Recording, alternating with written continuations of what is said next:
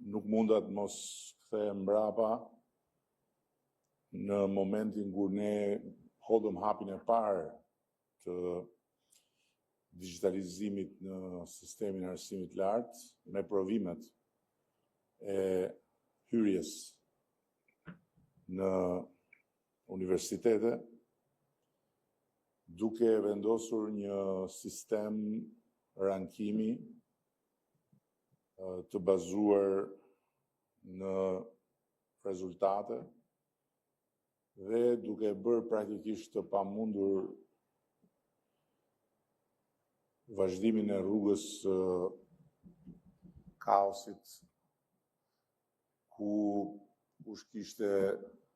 një mbështetje, një lidhje apo një mundësi për të paguar ka përcente dhe zinte vendin e dikujt tjetër që nuk kishte mbështetje, nuk kishte lidhje, nuk kishte mundësi për të paguar. Dhe në atë kohë pati një reagim shumë të madh kundër një procesi të tillë, por fatmirësisht vetë procesi i rrëzoi të gjitha pretendimet dhe të gjitha akuzat që u ngritën, sepse për herë të parë nuk pati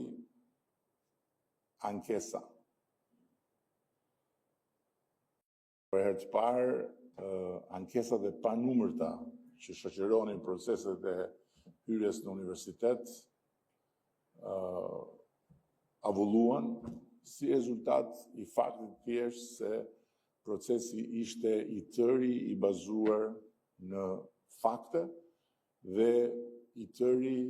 i përpunuar nga teknologjia dhe jo nga njerëzit. Sot ne më në fund e hedhim këtë hap tjetër kaq të rëndësishëm për t'i dhënë përsëri teknologjisë një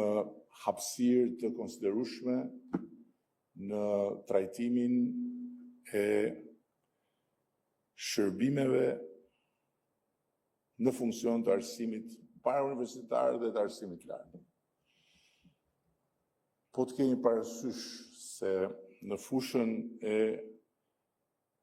arsimit lartë, njerëzit merren me matrikullime, me regjistrime të formës diplomës, me njësime të arsimit mesëm dhe legalizime, për cilat në total ofrohen 52.000 shërbime në vit. Po të kemi parasysh se në kuadër të provimeve të shtetit dhe të licencimit janë 18.000 shërbime në vit.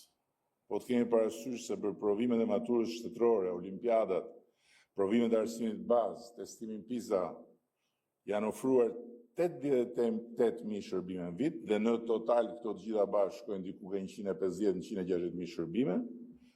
Atëherë merret lehtë me mend se sa i jashtëzakonshëm është hapi që hedhim sot, jo thjesht duke vënë teknologjinë në dispozicion të qendrës së shërbimeve arsimore, por duke vënë në dispozicion të gjithë atyre që marrin dhe do të marrin shërbime arsimore një standard ekselence si ai i Universitetit të Cambridge. Kjo është diçka që na bën krenar për faktin që ja arritëm kësaj dite, por është diçka për cilën unë e ndjej të nevojshme që t'i kërkoj ndjes fondit, t'i kërkoj ndjes shokut Martin, zotit Martin në fakt se nuk është me ne ky, po gjithsesi kur vjen puna dhe puna jemi të dytë partisë punës dhe t'i kërkoj ndjes sepse ka qenë një torturë e jashtëzakonshme për të përballur me paragjykime, për të përballur me mentalitetin e administratës dhe për të përballur deri dhe me drejtues të qendrës të shërbimeve arsimore që e konsideronin mision patriotik të mos lejonin futjen e amerikanëve në punët e brendshme